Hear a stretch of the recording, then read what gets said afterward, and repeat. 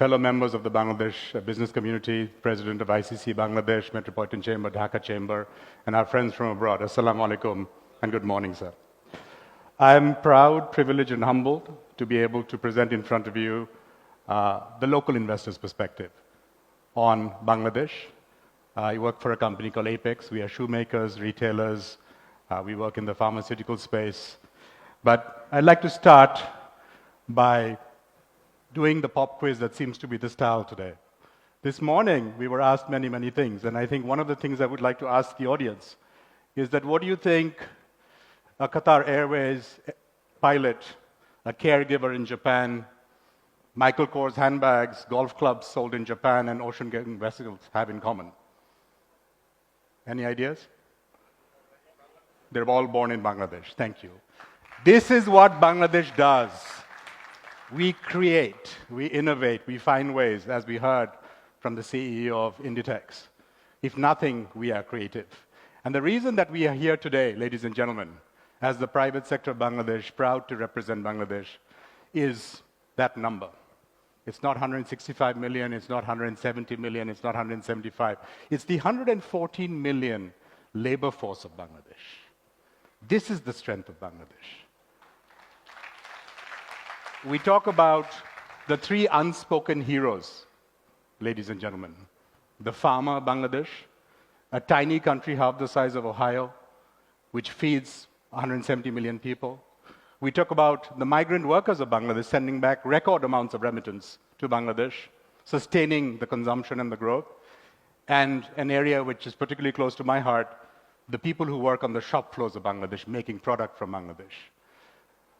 For the wages that we are able to pay and that inshallah we will continue to raise, for the productivity that we get, for the quality that we deliver, for the obstacles that we overcome, there are very few countries in the world that has this quality of workforce. One of the things I never like to say, and I think we would like to consciously avoid, is the word cheap labor. I think it's demeaning to our labor. Our labor is not cheap. We have low-cost competitive labor that is some of the finest in the world, and you can ask any investor in Bangladesh.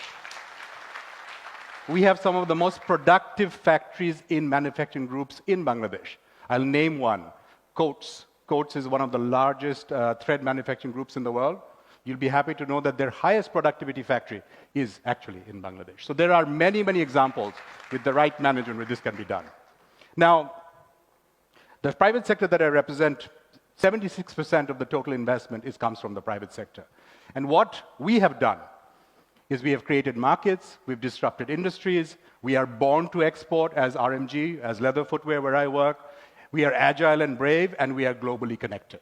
And examples of this are just a few that I would like to now especially highlight to our friends maybe who are visiting Bangladesh for the first time. Local companies that have created industries.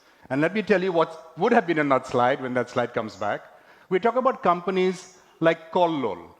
In the late 1970s, they decided that there is a market here for facial tissue, and everybody laughed at this company and said, facial tissue? And they went to the United Kingdom and then licensed Fay tissues. And today, facial tissue is a multi-million dollar industry in Bangladesh. We're talking about companies like Square Pharma, which today not only manufactures FDA-certified grade pharmaceutical in Bangladesh, but actually has a plant in Kenya serving the African continent. We're talking about a company like Akij Bashir, which, by the way, is making European quality glass, but is also 51%, according to the website, solar. So we do things differently. You talk about a company, and this has now become iconic, Partex, which is actually, sorry, can you please go back to the previous slide? Okay, thank you. We talk about Partex. Partex is actually now a word in Bangladesh. We used to make furniture, thank you so much. We used to make furniture only with solid wood. Now you have Partex board. You talk about, I love this one. I don't know if you know this logo. It's Amanat Shah Lungi, the little flower on the side. Amanat Shah Lungi is a third-generation lungi producer, which is now a vertically integrated textile producer. Why can't we have an international lungi brand? A lot of people wear lungis. Look around. So I think there's a lot of stories here that need to be told. We talk about Arong.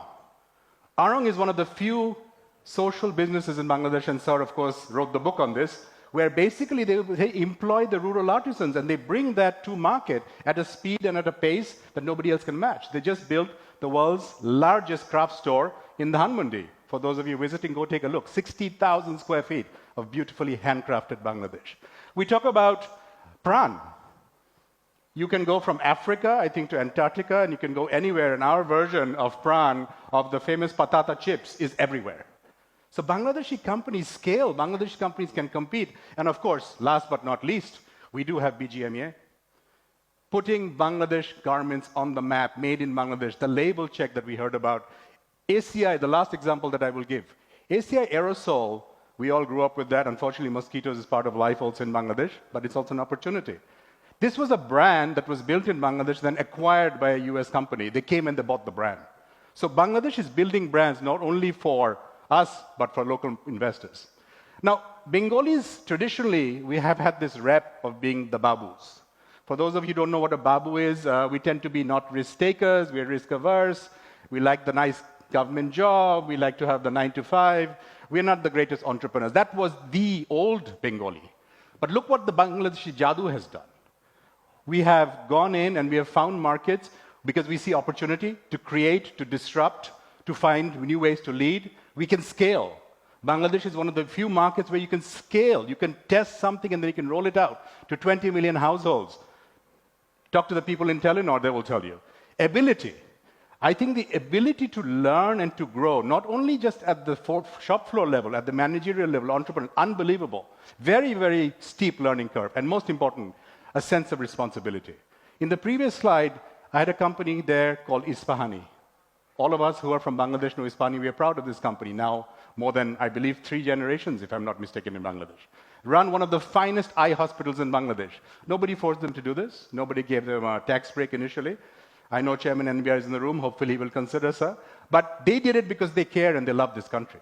So social responsibility was being done in Bangladesh before it was a word. Now, what are the next big things? We've all been talking about agro, but the one big thing I want to talk about is healthcare. If you look at how much money leaves this country, $5 billion officially that we know or we don't know, nobody knows the real number, and I'm so happy to hear that from China to other countries, people are being encouraged and incentivized to set up those facilities here. Look at that growth, $820 million just for medical equipment, make it in Bangladesh. This is the opportunity. Consumer electronics, we still have a tariff rate, tariff is the word today for everybody, almost 26% tax. It's a $1.65 billion market. We have local brands like Symphony who came in and started manufacturing phones, and now we have Samsung doing the same here. What's the next one? This is my favorite, skills. Ladies and gentlemen, this is not only a need, but it's a business opportunity. When you have 2 million people coming into the workforce, when you have one of the highest unemployed, educated youth forces in the world, we need to find ways to skill. And creating skills is business. Let's take some examples. Japan needs caregivers. I was having a conversation with a Brazilian company. They are one of the biggest producers of halal meat in the world. But sir, they have 30,000 factories where they are short of Maulanas because they can't certify it as halal. Why is this not an opportunity that we look at? How much longer do we just sending low-skilled and unskilled? So skilling is a huge opportunity for us. Logistics. You look at the millions and the billions of dollars going into land ports, seaports, airport, facilities management. I would like to request the chief advisor and the advisors, please look at managed services. Let's look at how we make these logistics. We are paying a lot of money, taxpayers' money, sir, for the hardware.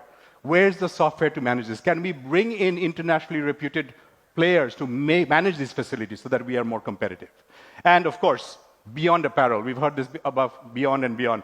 I think with the 10x growth in the last 20 years, global competencies that we've already acquired, and we have an export culture and DNA. In July and August, our exports did not stop. This country is resilient, this economy is resilient, we find ways out. A lot of countries would not be able to cope the kind of shocks that we've gone through.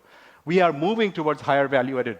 Bangladesh is now making boots for the FBI that export at $85 US made in Chittagong.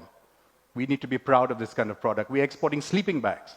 We are not just apparel or even shoes or even ceramic. There's a lot more happening.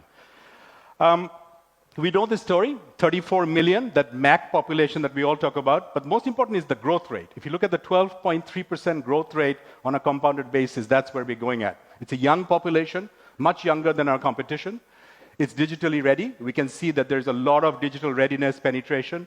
There are obvious cost savings. But this is where I'd like to take a little bit of time. And this is where we talk about the transformation of the economy. Of course, there are challenges.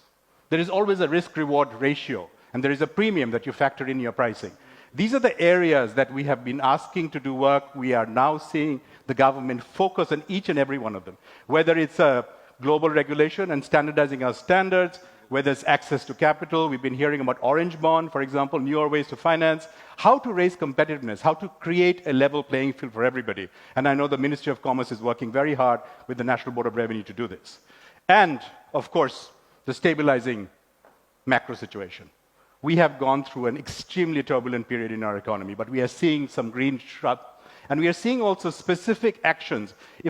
There's too much information on that slide, but online document submission before ships arrive, very low-hanging fruit. Should have been done a long time ago, already done. Online payment. So in each and every one of these areas, whether it's, I want to thank the BIDA chairman for this. Trade licenses, why every year? Why do we need to have? Let's have it for 3 years, let's have it for 5 years. Already done. Long-term actions in terms of export diversification. Let's allow the bonded warehouse system beyond the RMG to other people. So, why Bangladesh and why now? First, resilience is second nature. We are resilient as a culture, we're resilient as a nation, we have to find ways through. That's what we do. Whether it's natural disasters, whether it's man-made, whatever it is, whether it's the erosion of advantage, whether it's tariffs right now, we will have to find a way through. And I feel confident that working together, as we saw from the morning presentation, if the private sector and the government work together as we are doing now, and we continue to build that, we will find a way through. Location. We've heard about that extended market, and it's not just, I would say, the immediate neighborhood. We're talking about the Big B opportunity. According to the World Bank, the potential for increased growth in South Asia alone is $11 billion. So it's not just the Bangladesh market, it's way beyond that right now. I completely agree with Lutfe and with Ashik. Manufacturing is the story and must be the story, ladies and gentlemen. We have a population that is ready, that is willing to work in factories, that is not yet, if I may use the word, over-entitled, and they have the skills and they can be scaled. This is the sweet spot for the next 20 years, simply because of our age profile. And it's manufacturing across, for export, for domestic, as well as for shared. The macroeconomic stability, we are seeing some very, very encouraging signs. The improved balance of payments, the stabilized exchange rates, we are seeing rebuilding foreign reserves, and very important, inflation starting to trend down. This affects us everywhere, whether it's the domestic consumption story or the export story. And last but not least, most important for all investors, domestic end, is governance. And this focus on governance and 4 specific areas that we would like to appreciate. The judiciary system reform, we are seeing dedicated commercial courts come up so that the speed of resolution is faster. The public administrative reform, I think the idea that there has to be a service culture in public administration is taking hold. Financial sector reform, and of course, a zero tolerance on corruption.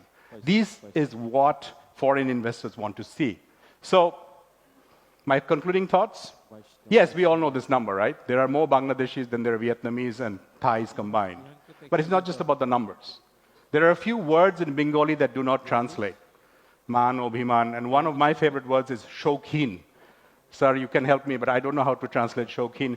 I believe it is people who like to buy things, who like to have nice things, not just buy, have nice things around them. We have a Shokhin culture. And this is a culture that's not just about consumption and materialism, it's also about appreciating what we have. So I would say to you, Bangladesh is investable, Bangladesh is invincible, and Bangladesh is in us. Thank you very much. Thank you.